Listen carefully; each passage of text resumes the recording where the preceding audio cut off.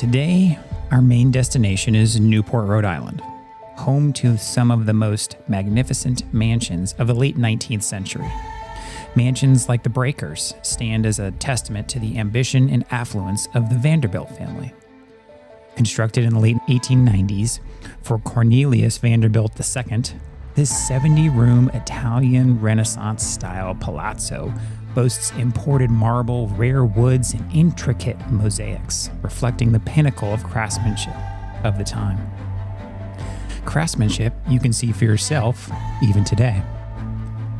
The Vanderbilts, along with other prominent families, played pivotal roles in shaping America's industrial and cultural landscape. Their summer cottages in Newport on the coast or in New York overlooking the Hudson River were not merely homes but symbols of their social standing and influence. As we explore these historic estates, we'll delve into the stories of the families who built them and the legacy they left behind. Join us as we uncover the splendor and significance of the Gilded Age.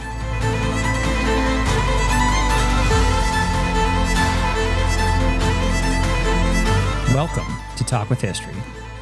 I am your host, Scott, here with my wife and historian, Jenn. Hello. On this podcast, we give you insights to our history-inspired world travels, YouTube channel journey, and examine history through deeper conversations with the curious, the explorers, and the history lovers out there.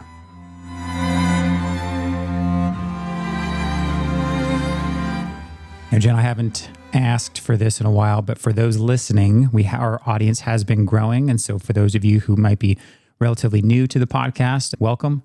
We have a joke that we say on here every once in a while that we're only a few million followers behind the History Channel, and we are bringing history back to history fans and not conspiracy, true crime, or aliens. So if you are a listener of this podcast, we would truly appreciate a review on Apple Podcasts, a review or a rating on Spotify. I have seen some ratings grow over there on Spotify.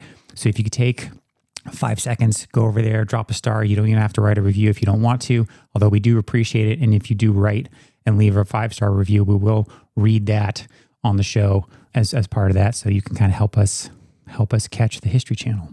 Yeah, we want to bring history back to the History Channel. And if you want to help us do that, you want to help us grow and be a part of this grassroots foundational History Channel, please tell your friends, share a review, share the podcast, because these are great little snippets, snacks of American history. You can listen in your car, you can listen while you work out, and we try to just make it universally compatible so your whole family can listen. And so, yeah, we want to overtake the History Channel. And I will say one more thing. If you check out our podcast show notes, the first link that is in any podcast right now, that can change because it's dynamic, but right now I have it linked to a map of all of our Walk with History videos and associated Talk with History podcasts.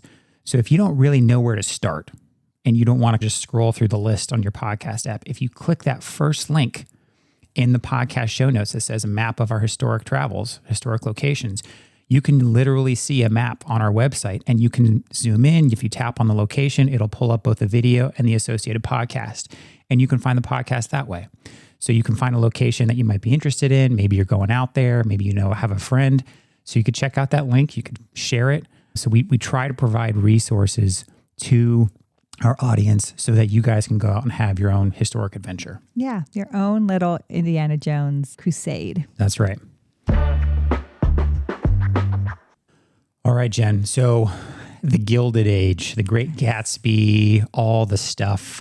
So you've been traveling with American Cruise Lines because you're working as a historian for them. Yeah. And you had the opportunity to get up to both Newport, and some people might not realize also up in New York on the Hudson River, there's some kind of quote unquote Gilded Age mansions up there. So let's talk about the Gilded Age, and let's focus a little bit more on what people really know, which is mansions like the Breakers and the Marble House and stuff like that. So for introduction, the Gilded Age and the Great Gatsby, that time are two separate times. Okay. Gilded Age is really 1870s to 1890s.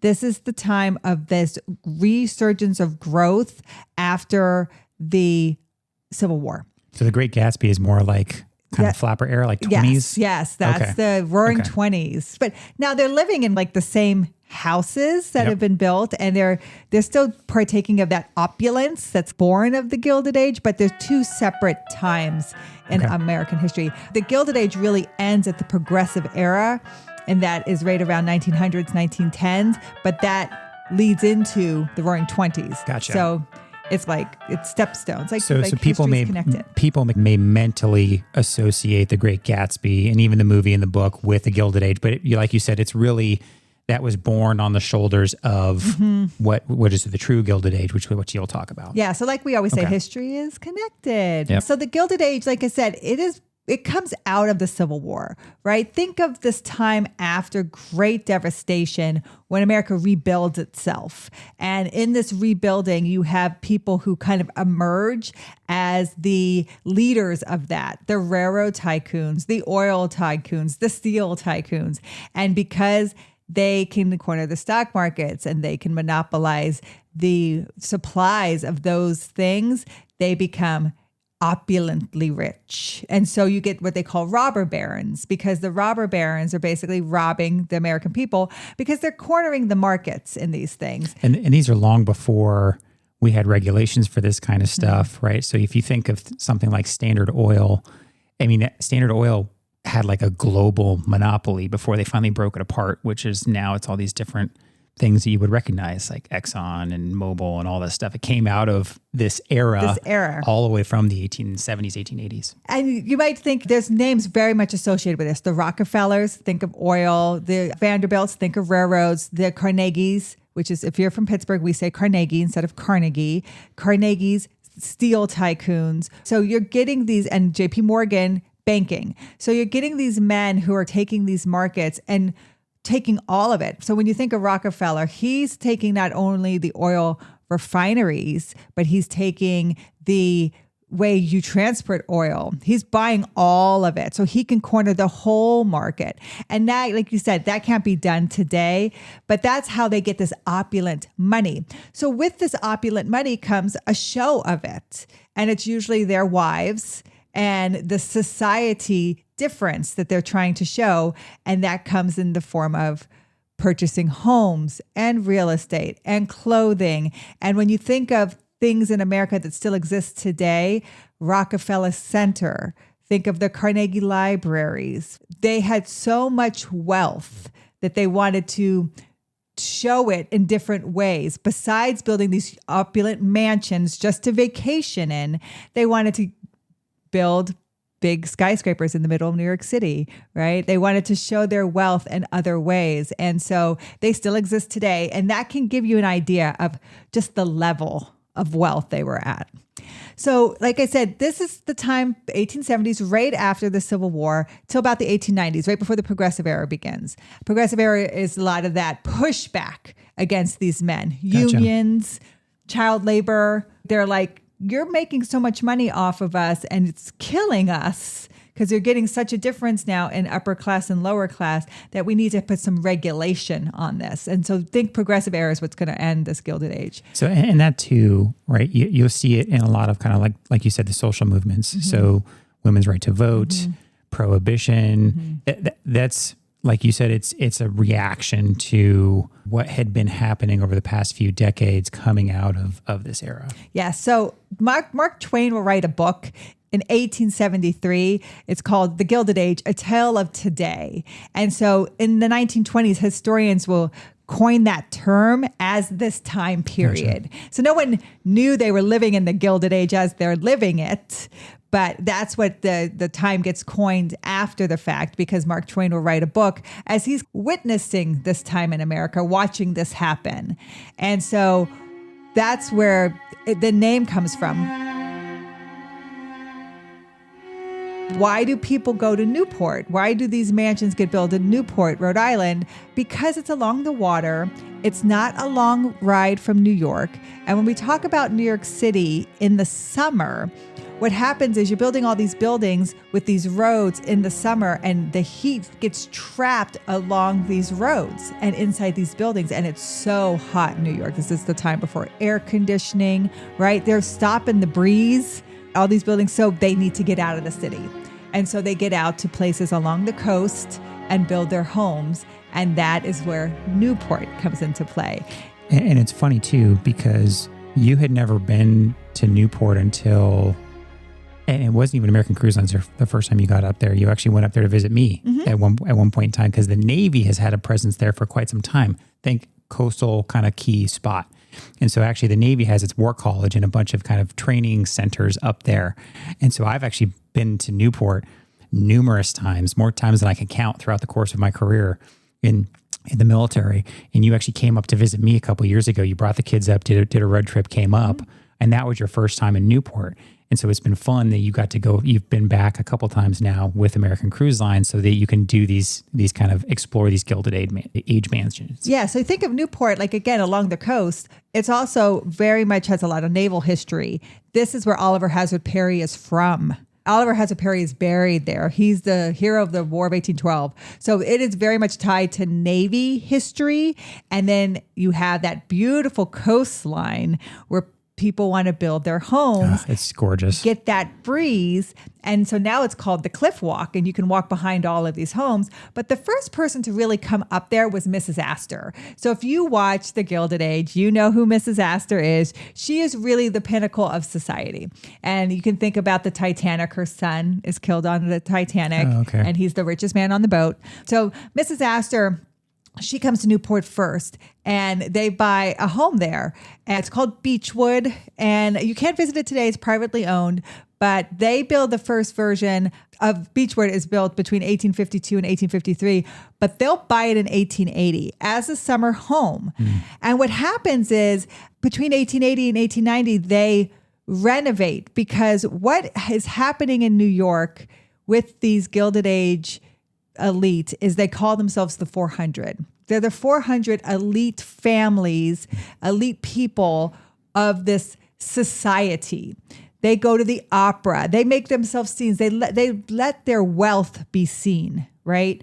And so to entertain the 400 in these mansions, they need to renovate the ballrooms, as you can imagine, to hold 400 people. So that's where the initial push for some of the size of these places came from. Exactly. Was so that they could say, hey, invite all their friends out, essentially. Invite high society from New York. Yes. So they could host out there. And that's how it kicked off. That's exactly how it kicks off. Interesting. Because as a show of this wealth, the women, the wives, show this wealth by these elaborate parties that they throw. And they throw these elaborate parties in Manhattan, but they throw these elaborate parties in Newport when they summer. And if you're going to hold 400 people in your home for an elaborate party, because you want to go to these parties, if you're in society, you want to be seen, you need a huge ballroom and you need a huge dining room. So Beechwood is the first one. Mrs. Astor's parties come to be known. And then you get the first Vanderbilts are going to build the Marbles right beside Mrs. Astor. Now, the Marbles is built more by what you would consider George Russell's character in the movie, New Money. And so they're building the Marbles. It's an opulent place. It cost $11 million to build at the time. It can also hold the 400. But then you have his brother who looks at this. So this is built by William Vanderbilt and Alva. That's who the Russells are based off of. And it's called the Marble House because it's built all out of marble. All out of marble. Which is crazy. And you can visit the Marbles today. Yeah. But his brother gets a look of it. So Cornelius Vanderbilt II. So you think the Vanderbilt fortune is built by Cornelius Vanderbilt. He's the one who's building this huge railroad dynasty. This is his grandson, Cornelius Vanderbilt II. He looks at their wives. He looks at Beechwood. He looks at the Marbles and he goes, oh yeah, I'm going to build the Breakers. Oh, and man, we're going to show all the B-roll and footage that Jenn, if you're listening to this, I would highly encourage you guys, after you're finished listening, go in the podcast show notes because I'll link to some of the videos. This place blows my mind. It's amazing. Of all the mansions, again, the Cliff Walk, all these Gilded Age mansions of Newport, the Breakers is the creme de la creme. It is the jewel in the crown. It is the most beautiful place. It is 60,000 square feet of living space and then 140 square feet of area. 140,000. 140,000, yes, 140,000. And what's significant about that is You can promenade there. So that is, again, you want to be seen, right? You want to wear your best on the lawn that overlooks the water. And I show you that whole area where people would dress in their best and sit out and picnic and walk around with their parasols and just be seen in society during the summer. And the thing is, too, is like the Breakers is literally, in my mind, the quintessential example of a Gilded Age mansion. Whatever you picture a Gilded Age mansion to look like. And as Jen's describing, these families leaving New York and coming out there and promenading and hosting balls and dinners and doing all this stuff, pick whatever you picture in your mind. The Breakers is probably that and then some. And then some. It's magnificent. Yeah. And inside, it's just crazy. I walked you walk straight into the ballroom, and it is opulent and ginormous, 2 stories. There's all these chandeliers, painted ceilings. It is beautiful. It's opulent. And it's built between 1893 and 1895. So you can see Miss Astor builds hers, and then William Vanderbilt, his family builds his. And then they're right on the tail of that. The Cornelius II builds the Breakers. Like, they're all competing with each other, right? They all want to show their wealth. They all want to throw these parties. They all want to flex their muscle as far as like what they can afford. But in the Breakers is the creme de la creme. It is open for people to visit and tour. It is beautiful. It is along the cliff walk. And you might be asking, what's the cliff walk? That's what we had done when we first visited Newport. Yep. It's this walk along the backyards of all of these mansions. It's 3.5 miles. It's an easy walk, and then it gets a little bit more difficult. And by difficult, I mean there's rocks rocky, and things in the way, but it is still pretty flat. And you can walk the backyards of all these mansions, and it's open to the public, so it's really great. And at one point, these families tried to shut that down because that had always been there, because they didn't want all these gawkers looking in, although I'm sure they really did. But they didn't want all these gawkers looking in their backyards and seeing their parties and being a nuisance. But a judge in town said it's always been public. It's always going to stay public. Yeah, it's pretty cool. And even for Navy folks like myself who go out to Newport for training, or I go help instruct courses and stuff like that sometimes, that's a very common thing for people to just go do, because you can park near the beach. There's plenty of beach down there, and you can just walk right up there and you go do a nice easy walk. It's beautiful, and it's a very common kind of touristy thing to do. And then I visited the Elms. So if you're a fan of the show, like I am, the Elms is Julian Fellowes' favorite mansion there in Newport. And Julian Fellowes is the creator of the Gilded Age, also the creator of Downton Abbey. Think of the Gilded Age as the American equivalent to Downton Abbey, because this kind of wealth was happening at such a fast pace in America, and it was the equivalent to these big manors and these big homes. And so they were showing this upstairs, downstairs setting, same kind of thing as Downton Abbey. So the Elms is really what is in the show, the Russells' Newport summer home. And so when I went to visit the Elms, it's not on the cliff walk. It's not on the water. Although in the Gilded Age, they CGI it. So it looks like it's on the water, because it's supposed to look like the Marbles. It's supposed to essentially be the Marbles.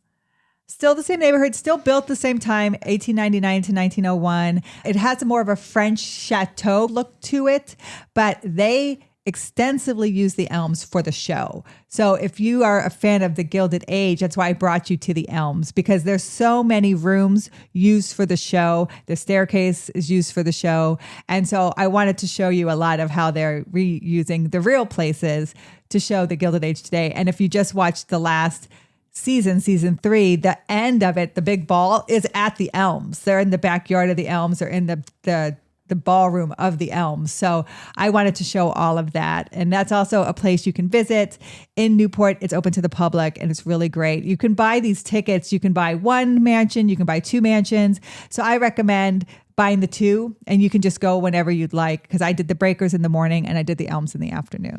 Yeah. Now, Newport, as we mentioned in the intro, Newport wasn't the only spot for folks to build these large summer cottages, quote unquote. The other one that you recently got to visit was actually along the Hudson. It's on the Hudson. So I went to Lyndhurst, and Lyndhurst is in Tarrytown. If you think of Sleepy Hollow. What is interesting about Lyndhurst is it can be used not just for the summer, because you can take a boat or the railroad right from Tarrytown into the city, and it really is an hour boat ride. So this was the home of Jay Gould, and Jay Gould is the inspiration for George Russell. He is who George Russell is supposed to be, and George Russell is probably one of the main characters of the Gilded Age. Yeah, and that's the kind of the new money guy. The new money guy. Yep. And the one who's working the stock market, which is all the things Jay Gould really did. Now, Jay Gould used this house during the week. Like, it wasn't just a summer home, because he could get right on a boat. He didn't want to take the railroad because he didn't want to support Vanderbilts. So he got on his boat, and his boat was an hour ride. So he would just commute that way. And he did that pretty much daily. So think of Lyndhurst as a Gilded Age mansion, but not really a summer mansion. Yeah. It was more like get outside of the city, healthy, clean air, good breeze. That's why he was living outside. I mean, same kind of money that they dumped into this place, though. Yes. Because the grounds around it were huge. You talk about specifically in the video inside. Now, we couldn't take video inside. You had to take some pictures, but you took a lot of good pictures. They, instead of importing and building with marble inside, they did some like faux kind of fake marble thing that was actually more expensive. Yes. So they had gone to Europe and seen that's what the Europeans were doing. They were doing like this plaster painting to look like marble, and it's more expensive and more time consuming to do, but it's a great show of wealth. And so when they got back to America, they're like, we're going to do that. So if you walk into the foyer, that's how the whole thing looks. Even though it's all plaster, it looks like marble, stacked marble. And they've even painted the ceiling to look like wood. And so you can tell it's like a little different, and it would have cost less to use the real stuff. That's funny. But this is, again, a show. We have so much money. Let's just do the more difficult thing. And so the difference about Lyndhurst, though, is Lyndhurst is not built around the same time. Lyndhurst is built in 1838. Oh, okay. And it's first owned by the New York City mayor, Paulding. And Paulding is a relation to one of those men who catch Major Andre. There's three men who catch Major Andre. One of them is Paulding in Tarrytown. So the New York City mayor is connected to Tarrytown, right? So he builds this is his summer home. Then it's sold to a merchant, to George Merritt, and then it's sold to Jay Gould. But it has this huge Gothic revival look to it. It looks very like a castle in medieval times. So it's been used for movies like Dark Shadows. It's been used for different soap operas. Yeah, I think you said Project Runway filmed there. Yes. The History Channel did some stuff there. Yes. It's been used for a fair amount of things that you call out in the video. But in the Gilded Age, this is Aurora Fane and her husband Charles, remember, and I'm spoiler alert, who get the divorce in the third season. This is their home. So they use this as their home. And so you see a lot of their interactions in the Gilded Age is filmed in Lyndhurst, in the study. And when Charles leaves her and he's walking up the stairs, those are the stairs at Lyndhurst. So it's used as a primary filming location for the show, but it's used for Aurora Fane. And if you know anything about the show, Aurora Fane will be the first one to introduce Mrs. Russell. So Jay Gould's character's inspiration's wife to society, because they're new money. So it's hard to break into new society. And Aurora Fane is old money, and she's a friend. So she introduces her into society. So I wanted to visit here and show it to you, because if you're a friend of the Gilded Age, it's used in the show. But also the character of Jay Gould is the inspiration for George Russell. So it's a really neat place to see. It's also open to the public. It's open for you to go and see. And it's right there along the Hudson in Tarrytown. So if you're also doing Sleepy Hollow things and you're like, what else can I do here? Lyndhurst is there for you. Yeah, it was really neat. And if you're we've had a friend of ours, another fellow history content creator, History Hunters, commented on our first video. We have a couple videos of this Gilded Age kind of era. And he said him and his wife are a big fan of kind of the Gilded Age era of history. And so they really enjoyed this video. So if you like that, you're probably going to like this video series. So check out the podcast show notes and you can watch those yourself. Imagine walking through the opulent halls of the Breakers where Cornelius Vanderbilt II once hosted lavish gatherings, the air filled with melodies of a bygone era. picture the grandeur of the Marble House, where Alva Vanderbilt orchestrated social events that set the tone for high society. These mansions are more than just architectural marvels. They are a silent witness to the ambitions, triumphs, and challenges of the families who shaped America's industrial and cultural landscape. Their walls have absorbed the echoes of history, from whispered secrets to grand celebrations. As we step back into the present, let's carry with us the appreciation for these historical treasures and the stories they hold. Thank you for joining us on this journey through time. If you're inspired to explore more historical sites or delve into other eras, check out the podcast show notes for map links, similar podcast episodes, and videos from these locations. Our goal is to give you the history and resources to get you out there and have your own historic adventure. Yes, thank you. Let's go after the History Channel. This has been a Walk with History production. Talk with History is created and hosted by me, Scott Benny. Episode researched by Jennifer Benny. Check out the show notes for links and references mentioned in this episode. Talk with History is supported by our fans at thehistoryroadtrip.com. Our eternal thanks go out to those providing funding to help keep us going. Thank you to Doug McCliverty, Larry Myers, Patrick Benny, Gail Cooper, Christy Coates, and Calvin Gifford. Make sure you hit that follow button in that podcast player, and we'll talk to you next time.